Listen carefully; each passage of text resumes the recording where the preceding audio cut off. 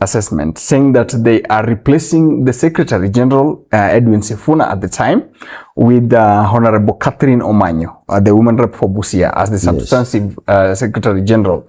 What is the political significance of this, especially in the ODM party? I think ODM is doing what it ought to have done many months back. It was very clear even when Raila Odinga was still alive that Edwin Sifuna had already quit ODM and was no longer espousing the ideals of the party. Edwin Sifuna was now working for another political formation that was not in the interest of ODM as a political party. So it is very important that we know that small detail. You know, our people have just one problem. Yes. They have been used to fighting the government of the day, that anybody who appears to be fighting the government of the day, to them appears to be their hero, their bold man, their truth teller. I think we need to know that not every government of the day is our enemy. Some governments of the day are our friends and are people we need to support very strongly. You notice that even in the near past, Sifuna had arranged his own political formation in which they were going all over the country talking against the position of ODM party in almost all issues, even wearing different colors from ODM. If you look at their formation, Lenda Wananchi, yes, it is wearing blue, it is wearing the colors of Azimio, a political party that had since been taken over by Uhuru Kenyatta. So if Sifuna had left the party much earlier, maybe the party would be more stable than now, because you cannot be with somebody who is talking at cross purposes with the political party. And my question again is, Mwalimu, when the party came out saying that, you know, we are relieving Sifuna of his duties, Sifuna was at the time not clearly espousing the ideals of the party. But when you see how the media carried out this action of ODM, they said that Sifuna was sacrificed for his boldness. Do you agree? Of course, you have known the kind of headlines the Standard had been writing since President William Ruto came to power. The Standard is one single greatest weapon against President William Ruto.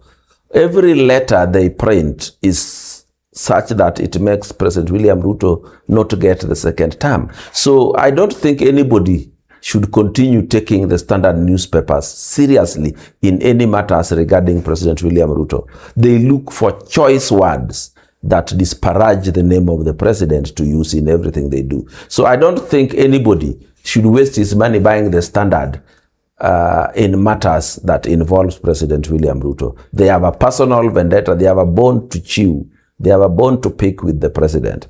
But going back to Sifuna, yes, let us also remember that one day when Raila Odinga was in the country, and somewhere in Western Province, I think Kakamega, Sifuna told Raila Odinga that if Raila Odinga insists on supporting President William Ruto, he will be out of the party. Now, that is the height of what we call insubordination. You cannot do that to a party leader like Raila Odinga. And people have been saying that, oh, but you know, Baba kept on saying Sifuna is the spokesman of the party. Sifuna is still in the party, and Sifuna has a right to say what he said.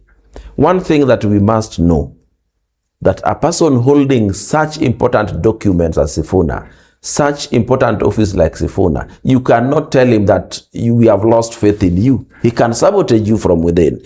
Just the same way, you cannot warn your house girl in advance that I will be firing you tomorrow.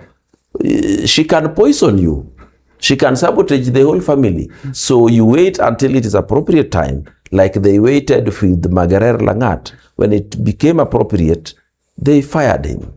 The same way they did almost with Ababu, but Ababu, they gave him the opportunity to resign because he was not misbehaving as much as Sifuna was doing. And I think anybody saying that Sifuna was fired because of it, you can't be bold in ODM, but when ODM says we are negotiating with President William Ruto, you attack that very President William Ruto. When ODM says we are supporting dialogue, you attack that dialogue. You can't be working for us. And you can't work for us by force. If we think you are not espousing the ideals of the political party, they will throw you out.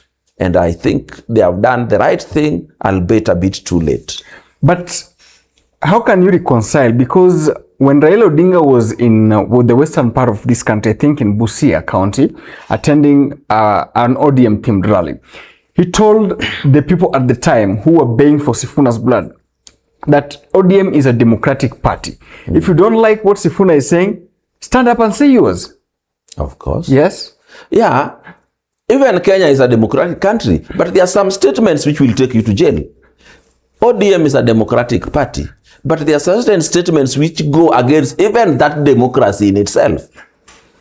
If ODM is saying they are talking to political formations in Kenya to find out which one they will form a coalition with, and you are saying the ones they are already talking to, you cannot stand. You are attacking it every other day. First of all, explain to me why Sifuna is attacking CS Mbadi.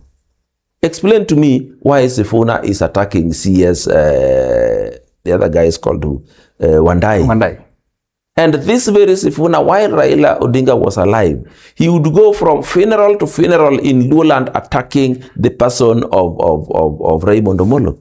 So this is a guy who had gone rogue. This is a guy who is no longer working for the party, but the opponents of the party. You cannot work for our competitors and still say you are part of us. Of course, that is a hypothetical talking. I'm not saying I'm an ODM. Yes. So, there is a law in this country. If you appear to be supporting another political party, to be espousing the ideals of another political party, it is assumed you have left your own political party. That is even in law. So these people who are saying Sifuna was removed from his baldness, why was Junet Mohammed removed from Azimio? Did anybody even complain? Did even anybody suggest it was unprocedural? Did anybody even think it was unlawful? Even Raphael Tuju was made to resign from Jubilee. Nobody talked about it. Nobody made noise about it. Why is this one? And if you look at it, the people who are more concerned and who are complaining about of Sifuna's removal are the opposition. They are the Uhuru Kenyatta axis. How come? So it is very clear, and get to know it from me now. Yes.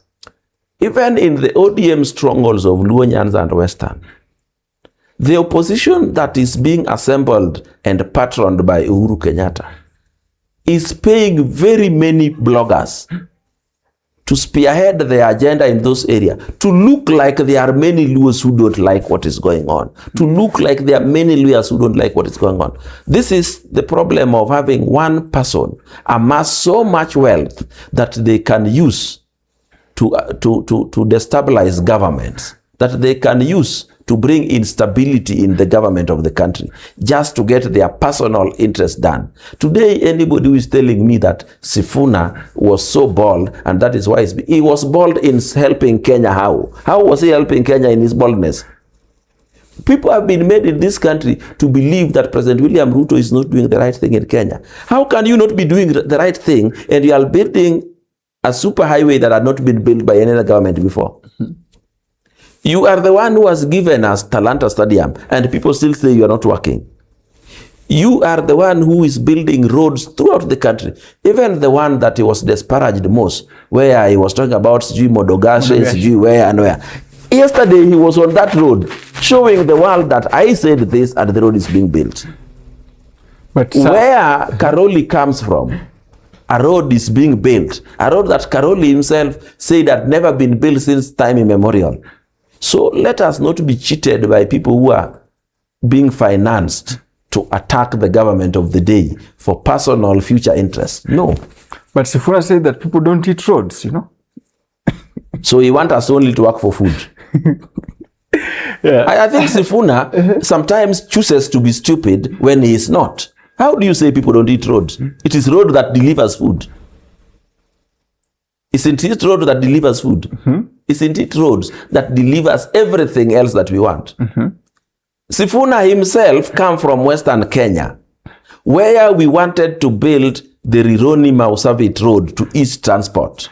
And the opposition to this road is from the very people Sifuna is serving now.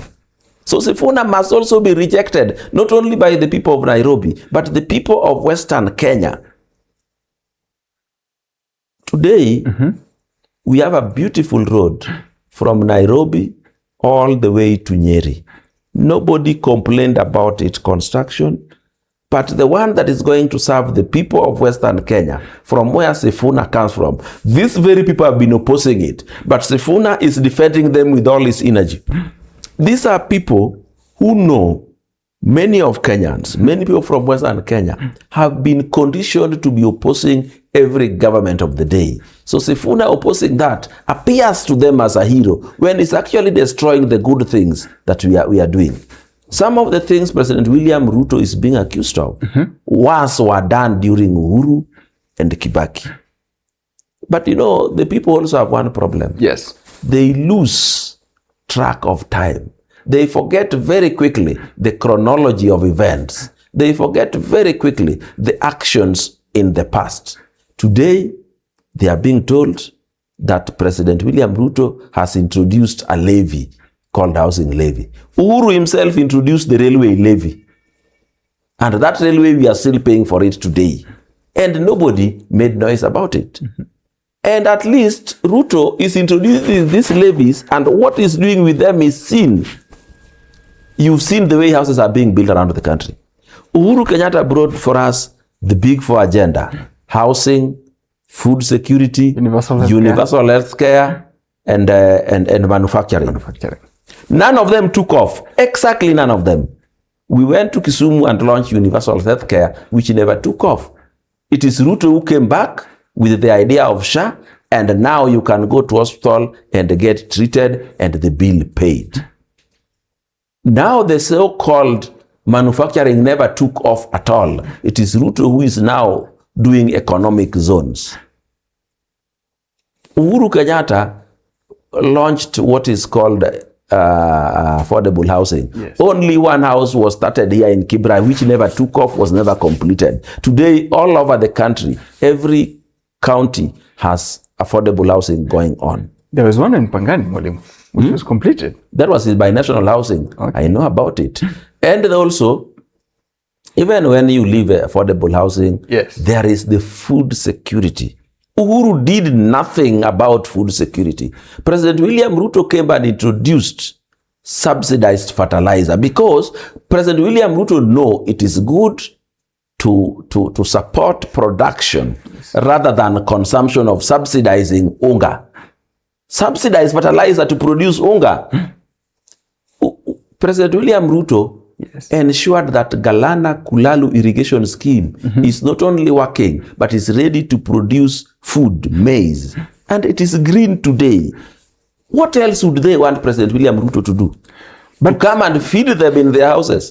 But you see, Mwalimu, even though, of course, you veered off, but I want us to still be on that issue of Sifuna. Okay, let's go back. As of yesterday, he said that they are going to have a rally in Kitengela. Yes. It seems that the actions of the ODM party doesn't deter them. It wasn't meant to deter them. It was only meant to throw out somebody sabotaging a political party from within, somebody disrespecting the top party leadership. That is all ODM needed to do. They did not do that so that Sifuna is incapacitated. So they can continue, Sifuna can continue with their rallies, but we know from where we sit, that formation of Sifuna is a formation led by Uhuru Kenyatta. We must also learn that Sifuna had started wearing blue long time ago. He is in the Azimio, which has been taken over by Uhuru Kenyatta. But let them know, they are making a monster that they will never be able to control. Because this same Uhuru Kenyatta is the one who said Ruto yake 10 and yangu 10. As soon as he secured his second term, he betrayed Ruto and said Ruto anatangatanga and said now he wants to support Raila. And of course, Raila supporters were very happy, but they did not see the trick behind Uhuru's support for Raila. Uhuru's support for Raila was meant to make Uhuru Kenyatta an executive prime minister. And he even introduced 70 new constituencies to help elect him new prime minister if the BBI passed. Unfortunately for him, the BBI did not pass. And what did he do? He stopped supporting Raila. And that the ordinary people can't see because they have been conditioned to fighting the government of the day. This time, unfortunately, the government of the day is being led by President William Ruto. So anybody supporting William Ruto appears to them as a hero. Sifuna was very rude even to Raila Odinga. And don't think Raila Odinga appearing to support him, appearing to affirm that he has his rights, was in support. No. Raila Odinga was just preparing him for the slaughter. In fact, if Raila Odinga was alive, Sifuna would have been long gone as Secretary General of ODM. But when you look at it in this let's look at it in this particular perspective. Is there any political capital that Sifuna holds besides ODM party? Sifuna was picked by ODM from nowhere. He was not nobody. And ODM made him the Secretary General after replacing Namwamba. In fact, ODM made it, but he wasn't elected by anyone. Nobody elected Sifuna. In fact, so to come here and tell us that Sifuna was removed unlawfully. First of all, he was not even Secretary General. In fact, I suspect the person whose name appears in the books as the Secretary General of ODM could even be Nyong'o, not even Ababu Namwamba or Sifuna. So this idea of unlawfully is just political statements. It's just propaganda. It's statement meant to make people think in a certain way that he has been offended. Nobody has offended him. He offended himself. Yes. Moving, Sifuna is the senator of Nairobi. Of course. And Nairobi, being a metropolitan city, and has always veered or leaned towards opposition. Do you think he's positioning himself for the politics of the city? The Nairobi has always leaned towards opposition because these other governments have been having grave mistakes that people want to correct. But again, people have been made to believe that anybody opposing the government of the day is a bold man, a hero fighting for the people. You cannot have every government of the day as an enemy, that anybody fighting that government is a hero fighting for the people. We can't have a people always fighting their own governments they have elected. We must be civilized people who elect you for 5 years. You perform, they see your performance compared to the past, the present, and those who are queuing to take your position and make a decision that you can continue or not. Yeah, but not that you are fighting the government of the day, you appear to people a hero, because the people have been conditioned so. Yeah, and when you look at it moving forward into the future, now that we have numerous factions of ODM, do you think this decision makes ODM more stronger or a little bit weaker? Sifuna has no capacity to make ODM strong or weak. Sifuna already, while inside ODM, he was already sabotaging ODM from within. He's like a parasite in your feet. It is itching, but you fear removing it because it will involve tearing a bit of your skin. Tear it and remove the parasite before it grows and begins laying eggs in your system. Sifuna is that parasite who was in ODM, laying dirty eggs in ODM's legs. It is itching, and people fear that removing it will involve a bit of blood and tearing of the skin. Surgery is always necessary for a dangerous disease. Sifuna was a dangerous disease in ODM, that the surgical removal of Sifuna is the best thing that has happened to ODM since the death of Raila Odinga. And this thing is not about Sifuna alone. We have numerous members of parliament, especially with the ODM party, people like Babu Owino, Osotsi, and others. And even Winnie Odinga are pulling on the Linda Wananchi side.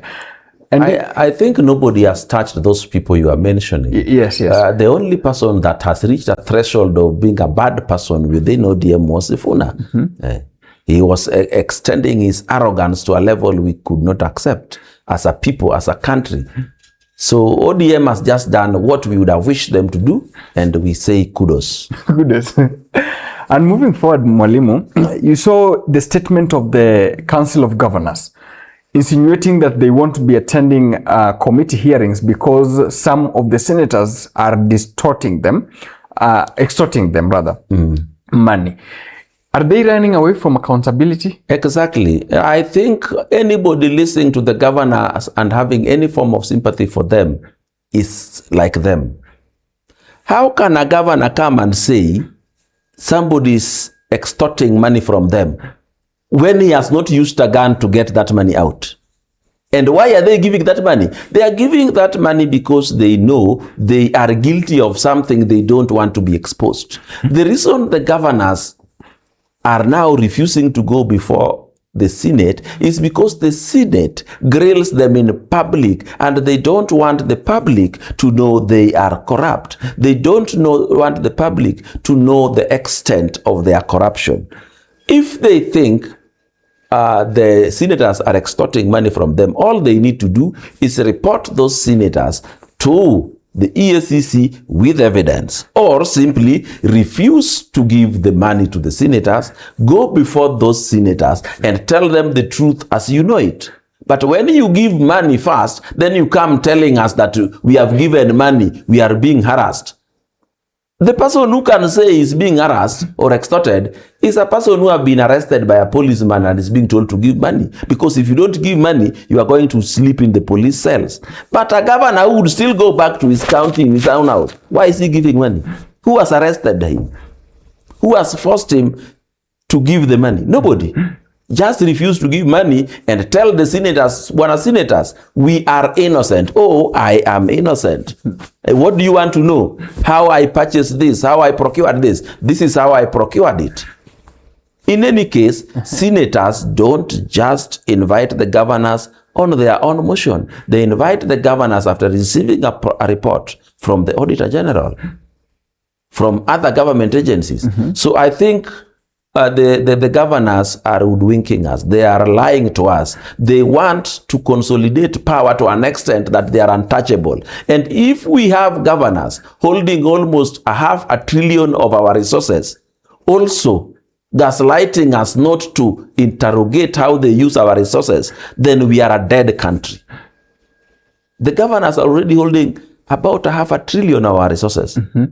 And they don't want accountability. They don't want to be asked questions. They don't want to answer questions.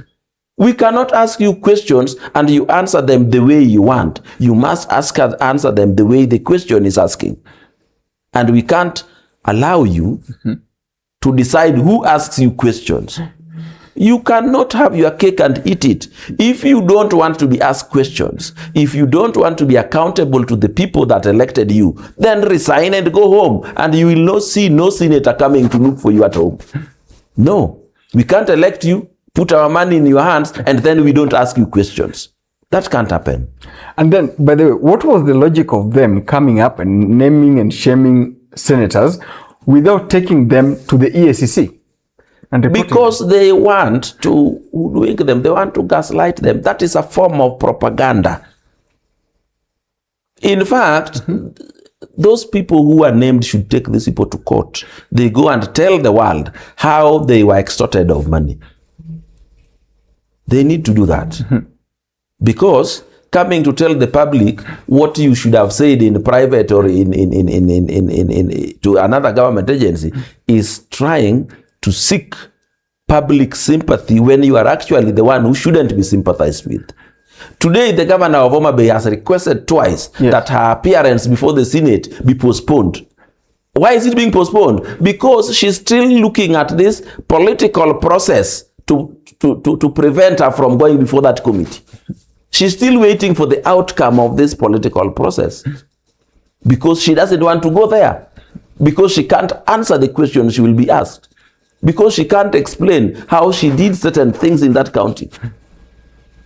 Governors are being given a lot of billions, but when you go to the countryside, all you will see is work being done by the CDF. Work done by the county governments is not anywhere. The only work they do is employ councillors, carries who harass people and harass their political opponents. All they do is ghost workers. but development projects is not there. We can't see any. So you simply putting it that devolution has not lived to its potential? Devolution was a good idea, badly implemented. In fact, from where I sit, I would have not liked to have devolution of governments. I would have liked devolution of resources. Like CDF is as an example of devolved resources. They should have devolved funds, but not government, so that we just have a committee whose job is to determine where those devolved funds is going to work, period. They get implemented straight from treasury like the parastatals are being implemented. That is all could have happened. Yeah. But devolving a government is like devolving corruption, because the height of corruption in the national government is what informed the creation of devolved units.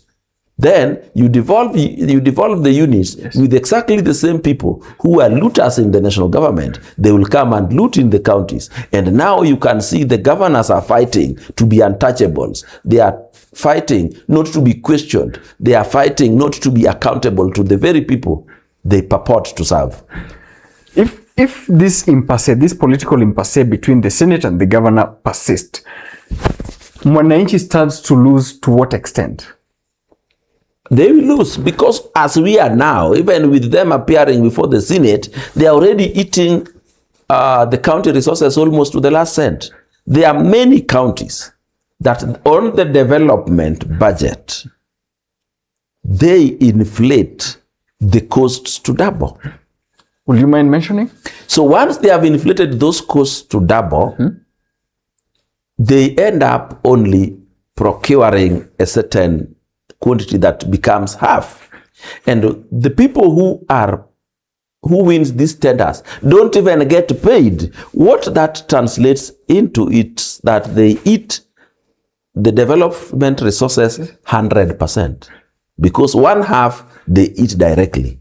The other half, which they go ahead to procure, they don't pay the contractors and the service providers. So they have eaten all that money. They have used that money to lay red carpets for dancing. They have used that money to lay red carpets for hoodwinking the very people whose money they have eaten. So we can't allow governors to have our resources in the name of devolving development. Then they don't develop and they don't want us to ask questions. How can that happen?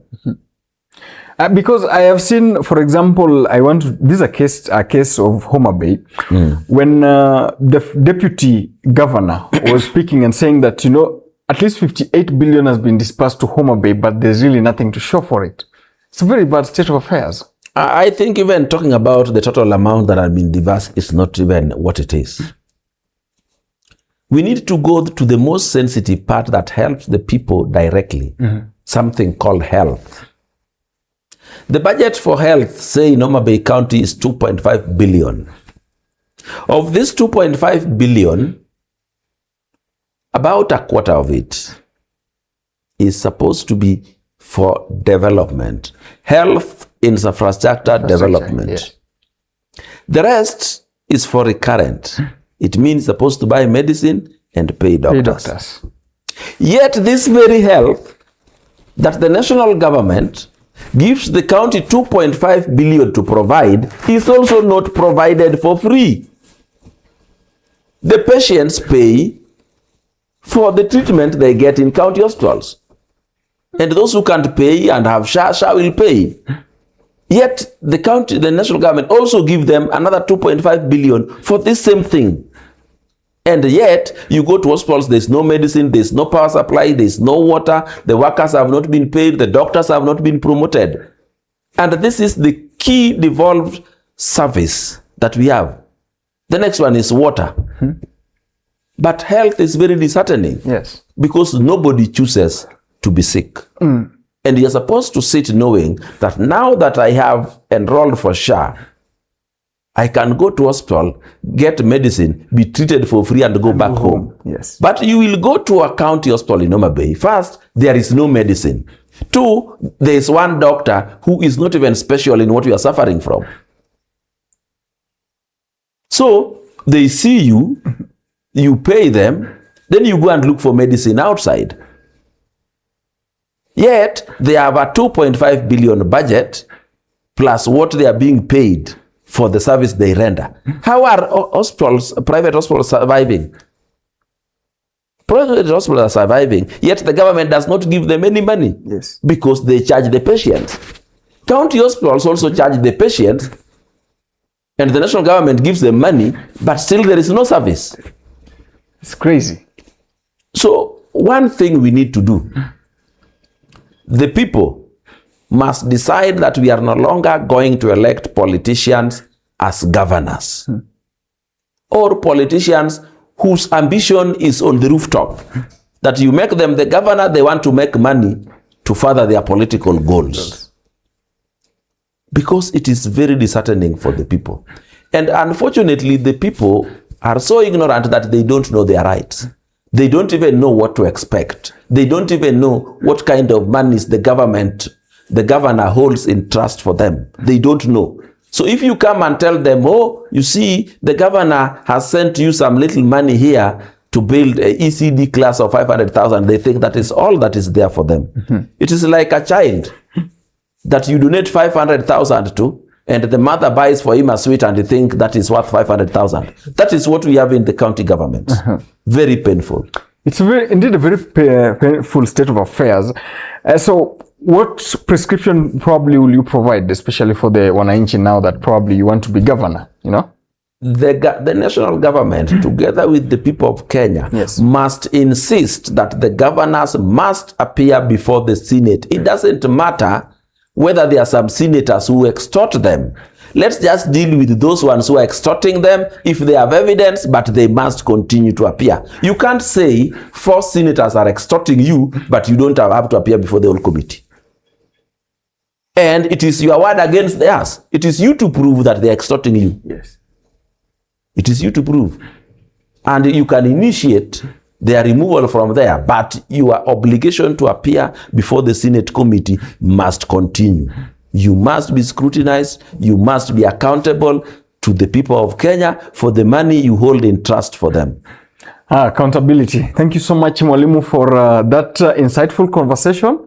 I hope to call you again so that you can give us a little bit of some insight. Thank you, Emmanuel. Thank you so much. Day. This is Red Ring Media and Red Ring Unfiltered. Of course, we have been live on Facebook at Red Ring Media and of course on YouTube even at Red Ring Media. Until next time, see you.